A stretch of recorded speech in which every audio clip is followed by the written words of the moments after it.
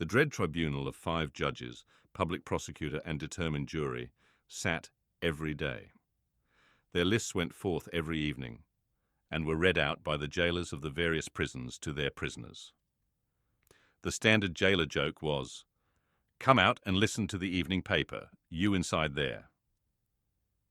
Charles Darnay, called Darnay. So, at last began the evening paper at La Force. When a name was called, its owner stepped apart into a spot reserved for those who were announced as being thus fatally recorded. Charles Darnay, called Darnay, had reason to know the usage. He had seen hundreds pass away so. His bloated jailer, who wore spectacles to read with, glanced over them to assure himself that he had taken his place, and went through the list, making a similar short pause at each name. There were 23 names, but only 20 were responded to, for one of the prisoners so summoned had died in jail and been forgotten, and 2 had already been guillotined and forgotten. The list was read in the vaulted chamber where Darnay had seen the associated prisoners on the night of his arrival. Every one of those had perished in the massacre. Every human creature he had since cared for and parted with had died on the scaffold. There were hurried words of farewell and kindness, but the parting was soon over. It was the incident of every day, and the society of La Force were engaged in the preparation of some games of forfeits and a little concert for that evening. They crowded to the grates and shed tears there, but 20 places in the projected entertainments had to be refilled, and the time was, at best, short to the lock-up hour, when the common rooms and corridors would be delivered over to the great dogs who kept watch there through the night. The prisoners were far from insensible or unfeeling. Their ways arose out of the condition of the time. Similarly, though with a subtle difference, a species of fervor or intoxication, known without doubt to have led some persons to brave the guillotine unnecessarily and to die by it, was not mere boastfulness, but a wild infection of the wildly shaken public mind. In seasons of pestilence, some of us will have a secret attraction to the disease, a terrible passing inclination to die of it. And all of us have like wonders hidden in our breasts, only needing circumstances to evoke them. The passage to the conciergerie was short and dark. The night in its vermin-haunted cells was long and cold. Next day, 15 prisoners were put to the bar before Charles Darnay's name was called. All the 15 were condemned, and the trials of the whole occupied an hour and a half. Charles Darnay, called Darnay, was at length arraigned. His judges sat upon the bench in feathered hats, but the rough red cap and tricolored cockade was the headdress otherwise prevailing. Looking at the jury and the turbulent audience, he might have thought that the usual order of things was reversed, and that the felons were trying the honest men, the lowest, cruelest, and worst populace of a city, never without its quantity of low, cruel, and bad, were the directing spirits of the scene, noisily commenting, applauding, disapproving, anticipating, and precipitating the result without a check. Of the men, the greater part were armed in various ways. Of the women, some wore knives, some daggers, some ate and drank as they looked on, many knitted. Among these last was one, with a spare piece of knitting under her arm as she worked. She was in a front row, by the side of a man whom he had never seen since his arrival at the barrier, but whom he directly remembered as Defarge. He noticed that she once or twice whispered in his ear, and that she seemed to be his wife. But what he most noticed in the 2 figures was that although they were posted as close to himself as they could be, they never looked towards him. They seemed to be waiting for something with a dogged determination, and they looked at the jury, but at nothing else. Under the president sat Dr. Manette, in his usual quiet dress. As well as the prisoner could see, he and Mr. Lorry were the only men there unconnected with the tribunal who wore their usual clothes and had not assumed the coarse garb of the Carmagnole. Charles Darnay, called Darnay, was accused by the public prosecutor as an emigrant, whose life was forfeit to the Republic, under the decree which banished all emigrants on pain of death. It was nothing that the decree bore date since his return to France. There he was, and there was the decree, He had been taken in France, and his head was demanded. "Take off his head," cried the audience, "an enemy to the Republic." The president rang his bell to silence those cries, and asked the prisoner whether it was not true that he had lived many years in England. Undoubtedly it was. Was he not an emigrant then? What did he call himself? Not an emigrant, he hoped, within the sense and spirit of the law. Why not? The president desired to know. Because he had voluntarily relinquished a title that was distasteful to him, and a station that was distasteful to him, and had left his country, he submitted before the word emigrant in the present acceptation by the tribunal was in use, to live by his own industry in England, rather than on the industry of the overladen people of France. What proof had he of this? He handed in the names of 2 witnesses, Théophile Gabelle and Alexandre Manette. But he had married in England, the president reminded him. True, but not an Englishwoman. A citizeness of France? Yes, by birth. Her name and family? Lucy Manette, only daughter of Dr. Manette, the good physician who sits there. This answer had a happy effect upon the audience. Cries in exultation of the well-known good physician rent the hall.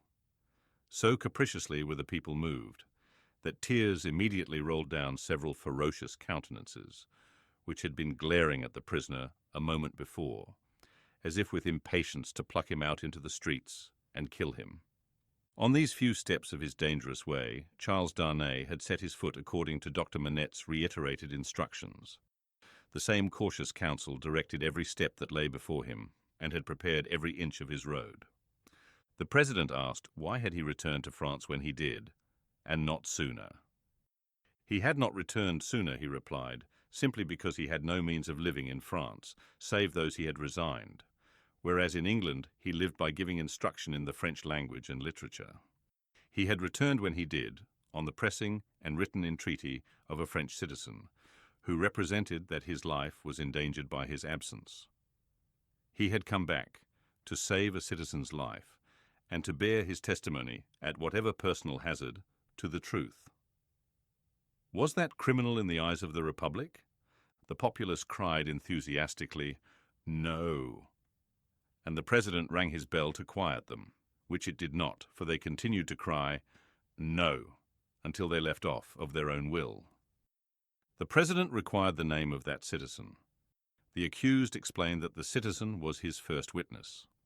He also referred with confidence to the citizen's letter, which had been taken from him at the barrier, but which he did not doubt would be found among the papers then before the president. The doctor had taken care that it should be there, had assured him that it would be there, and at this stage of the proceedings it was produced and read. Citizen Gabelle was called to confirm it, and did so. Citizen Gabelle hinted with infinite delicacy and politeness that in the pressure of business imposed on the tribunal by the multitude of enemies of the Republic with which it had to deal, he had been slightly overlooked in his prison of the Abbaye, in fact, had rather passed out of the tribunal's patriotic remembrance until 3 days ago, when he had been summoned before it and had been set at liberty on the juries declaring themselves satisfied that the accusation against him was answered, as to himself, by the surrender of the citizen Evrémonde, called Darnay. Dr. Manette was next questioned. His high personal popularity and the clearness of his answers made a great impression, but as he proceeded, as he showed that the accused was his first friend on his release from his long imprisonment, that the accused had remained in England, always faithful and devoted to his daughter and himself in their exile, that, so far from being in favor with the aristocrat government there, he had actually been tried for his life by it, as the foe of England and friend of the United States, as he brought these circumstances into view with the greatest discretion and with the straightforward force of truth and earnestness, the jury and the populace became one. At last, when he appealed by name to Monsieur Lorry, an English gentleman then and there present, who, like himself, had been a witness on that English trial, and could corroborate his account of it, the jury declared that they had heard enough, and that they were ready with their votes if the president were content to receive them. At every vote, the jurymen voted aloud and individually. The populace set up a shout of applause. All the voices were in the prisoner's favor, and the president declared him free. Then began one of those extraordinary scenes with which the populace sometimes gratified their fickleness, or their better impulses towards generosity and mercy, or which they regarded as some set-off against their swollen account of cruel rage. No man can decide now to which of these motives such extraordinary scenes were referable. It is probable to a blending of all the three, with the second predominating. No sooner was the acquittal pronounced than tears were shed as freely as blood at another time, and such fraternal embraces were bestowed upon the prisoner by as many of both sexes as could rush at him, that after his long and unwholesome confinement, he was in danger of fainting from exhaustion. None the less because he knew very well that the very same people, carried by another current, would have rushed at him with the very same intensity to rend him to pieces and strew him over the streets. His removal, to make way for other accused persons who were to be tried, rescued him from these caresses for the moment. 5 were to be tried together next, as enemies of the Republic, forasmuch as they had not assisted it by word or deed. So quick was the tribunal to compensate itself and the nation for a chance lost, that these 5 came down to him before he left the place, condemned to die within 24 hours. The first of them told him so, with the customary prison sign of death, a raised finger, and they all added in words, "Long live the Republic." The 5 had had, it is true, no audience to lengthen their proceedings, for when he and Dr. Manette emerged from the gate, there was a great crowd about it, in which there seemed to be every face he had seen in court, except 2, for which he looked in vain. On his coming out, the concourse made at him anew, weeping, embracing, and shouting, all by turns and all together, until the very tide of the river on the bank of which the mad scene was acted seemed to run mad, like the people on the shore. They put him into a great chair they had among them, and which they had taken either out of the court itself or one of its rooms or passages. Over the chair they had thrown a red flag, and to the back of it they had bound a pike with a red cap on its top. In this car of triumph, not even the doctor's entreaties could prevent his being carried to his home on men's shoulders, with a confused sea of red caps heaving about him, and casting up to sight from the stormy deep such wrecks of faces that he more than once misdoubted his mind being in confusion, and that he was in the tumbril on his way to the guillotine. In wild, dreamlike procession, embracing whom they met and pointing him out, they carried him on, reddening the snowy streets with the prevailing Republican colour, in winding and tramping through them, as they had reddened them below the snow, with a deeper dye. They carried him thus into the courtyard of the building where he lived. Her father had gone on before, to prepare her, and when her husband stood upon his feet, she dropped insensible in his arms. As he held her to his heart and turned her beautiful head between his face and the brawling crowd, so that his tears and her lips might come together unseen, a few of the people fell to dancing. Instantly, all the rest fell to dancing, and the courtyard overflowed with the carmagnole. Then they elevated into the vacant chair a young woman from the crowd to be carried as the goddess of liberty, and then swelling and overflowing out into the adjacent streets, and along the river's bank and over the bridge. The carmagnole absorbed them everyone and whirled them away.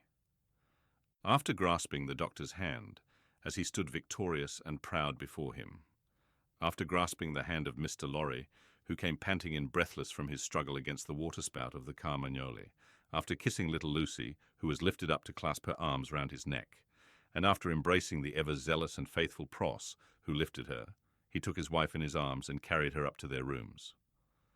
"Lucy, my own, I am safe.